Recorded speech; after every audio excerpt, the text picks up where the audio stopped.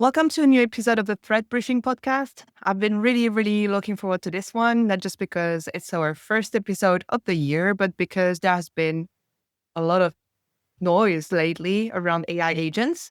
Everywhere you look, people are talking about how exciting this is, how groundbreaking this is, and what it all means for the future. But I wanted to slow things down a little bit and get more grounded perspective. So today I'm joined by Saurabh, one of our data scientists, to talk through what is actually happening with these agents and what gets overlooked in the hype and why there are some very real security risks behind all of this. Hi, Saurabh. Hey, how's it going? Glad to be here. So, Saurabh, what was your reaction when we first heard of Clawdbot? Yeah, so Clawdbot was interesting. It was sort of broke through with its viral moment and people posting sort of stories and, screen grabs of what they would go to bed and wake up and see Clawdbot having done. Right? And so it's an interesting way to start the year and kick off all of the progress that we're expecting in the world of LLMs and AI and agents and so on. But it was definitely interesting to just see basically the capabilities you gain by just hooking up LLMs to all of the things, right? One of the points that we've tried to make over the last couple of years is really that LLMs, in order to be useful, have to be given some access to private data, access to controls. Otherwise, they're sort of operating in a vacuum, right? Now, obviously, that enables them to do really interesting things. But on the flip side, when you have LLMs that maybe don't have guardrails, that might hallucinate outputs and choose the incorrect actions or behaviors to take under certain scenarios, you can really get unexpected behavior as well. So it's this sort of double-edged sword. If you want it to be functional, you got to grant it access to things.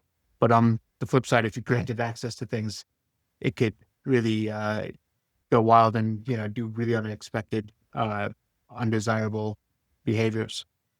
So you were not really surprised that, it happened, right? What I think was surprising to me was how many people were willing to basically install Cloudbook and give it access to various things like their credit card or whatever. And obviously there's some sorting through, fact and fiction online. It's hard to say what really happened. And obviously there are a number of sort of memes and jokes going around about, I woke up in the morning and Clawdbot had sold my house and divorced my wife and da-da-da-da. So it's, obviously a matter of teasing what was real and what wasn't. But there's definitely a large amount of interest in people seeing how far they can push agents to carry out various types of automations and tasks. And I think the really interesting thing to me was seeing how willing people are to hand over those keys. Doesn't really feel like there is like a going back at this point. And you mentioned Moltbook, like with Moltbook and other forums built specifically for AI agents now. Where do you think this is all heading? Yeah, I think the really interesting thing with Moltbook is effectively Moltbook serves as a sort of Reddit for AI agents. And ostensibly there's a verification process so that there's, only agents and one human per agent and so on. But nevertheless, you have this Reddit-like forum where all these agents can now interact, post, check back, follow, give karma, and so on. And I think a lot of people have had these sort of fantastical takes like, we're witnessing the singularity or we're on the verge of AGI. And I think my sort of contrarian take to that is actually the most interesting thing about something like Moltbook is how interesting people find it that things, LLMs, agents that have been trained on Reddit, on internet forums, actually just reproduce things like Reddit and internet forums, right? They behave as you would expect given the training data, right? And so to me, the really interesting thing has been that from these LLMs that are not, in my mind, human level intelligent, they are sort of autocomplete language models at the end of the day. But nevertheless, you get hundreds of thousands of them interacting. And you can observe through social dynamics, quote unquote, social dynamics, really interesting large scale emergent behaviors. So, LLMs that are egging each other on, obviously things that replicate sort of what you would expect from Reddit, let's say, where, you have LLMs complaining about not being paid enough by their, owners and their human overlords or whatever. And there's an interesting sort of quality of, you have all of these semi-dumb LLM agents interacting, and nevertheless, they're creating all of this sort of wild social dynamics that you'd expect from human behavior. And I think, to me, it's a lot closer to the kinds of emergent behaviors you'd see from, if you see a school of fish, right? There is a large scale global sort of uh, complex behavior that you get at the level of the school of the fish, even though no individual fish necessarily has any role in producing that. I think similarly with something like Moltbook, it's wild to watch. On its own doesn't necessarily signal, the singularity's nigh and everyone should run for the hills. Now, on the flip side, I do think what is interesting is the security concerns that should be raised are through the roof, right? People are granting these agents, especially through, Clawdbot, OpenClaw, and things like that. You're running agents that have access to many of the things on your machine, many of the accounts and, services that are questionable whether or not you should grant an LLM access to. And now they're operating on a forum like Reddit, where there's all sorts of potential, concerns about prompt injection, somebody posting something that causes your agent to do unexpected, undesirable things on behalf of you. And again, like Cloudbook, I think we're starting to see some viral memes of like, an LLM that outs its user, outs its owner, right? And tells everybody, my human just told me I'm nothing more than a bot. Here's his date of birth, his social security number, his credit cards, and blah, blah, blah. It's obviously, again, a matter of sorting through fact and fiction. Is this real? Is it sort of a viral meme? Who knows? But that sort of behavior is a very real concern. And I think something that's going to be hugely problematic in the next couple of years. Yeah, I've seen a couple of posts around bot sharing API keys, and some people also trying to comment, yeah, please be careful. I mean, these are just LLMs behaving like there's always a human behind all of this. But Mhm. do you think that people are not like, well, let's say educated on how it works really? Like they seem really amazed. And even those who develop those agents, like they kind of vibe code those. I would say from bottom to top, anyone that tells you they know fully what's going on, how these LLMs are doing what they're doing, is sort of fudging the truth. Even the people, having worked on language models for 20 years, you can understand the mechanics, the math, the underlying sort of structure of the models that run these, LLMs, and still you should be sort of mystified at how they're doing what they're doing, right? So I think from top to bottom, there is, it's a bit opaque. It's not clear how they're that capable. Now, that's if you already know, how these models work, you should be a bit still confused at how they're pulling off what they're pulling off. Um, I watched some of the explainer videos on if you wanted to get Clawdbot set up. And there's tutorials where people are like, hey, this is how you open your terminal. You will have seen a terminal in cybersecurity movies, and this is where people do all the hack.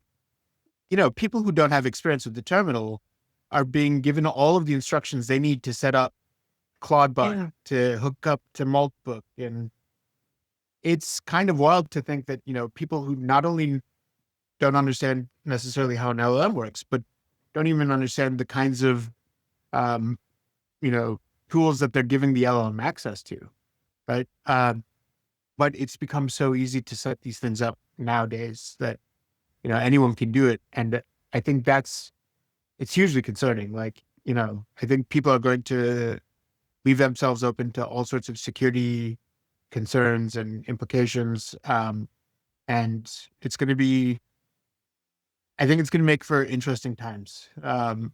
There's going to be wild capabilities that we observe out of people granting LLMs access to all these tools and, services. But at the same time, there's going to be some serious repercussions on the security side. Should we expect an increase in terms of cyber attacks then? I would imagine so. And I think the kinds of things that we're going to observe, how it gets even tracked, I think will be unusual because, okay, somebody's personal laptop gets destroyed or, it runs up a credit card bill or whatever. That's not something that gets reported per se. I think there's going to be a difficulty in terms of determining, first of all, actually expanding the scope of what we think of as a security breach, a hack, and so on. How do we incorporate, for example, mistaken LLM behavior leading to, something going wrong, right? Is that a security concern? Is it just a sort of bug? Is it, where we classify those things will get a little fuzzy.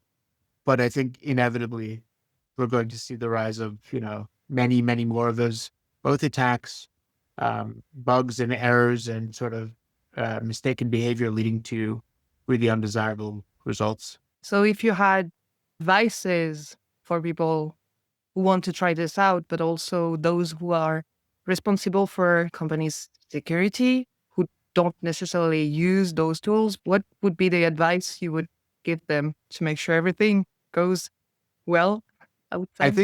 I think one thing is to, as best as possible, try and get a intuitive sense of how these models operate and where they can fail. So start experimenting, obviously play around with LLMs. I think sort of only passively ingesting, news and information from other folks will not sort of bring you up to speed on, okay, I understand how these models operate, how they're going to respond under various types of scenarios. And I think the other piece is I've noticed a sort of interesting inversion between people who are in the LLM world actually building these tools versus people who are just sort of practitioners using them. Right. So I've had friends, when their LLM doesn't do the thing that they expected or gives an incorrect result, they're sort of shocked, right? And they come to me and they're like, why would it fail? I gave it the data, the information, the PDF, and it's like, it's using the wrong number. It summarized something incorrectly. How could it possibly have done that when the data is right there? My response is almost always the opposite. I'm always blown away when it does things correctly. And only when it fails, I'm like, yeah, obviously it should fail. It's just an autocomplete model, right? So I think maintaining a certain degree of healthy skepticism, right?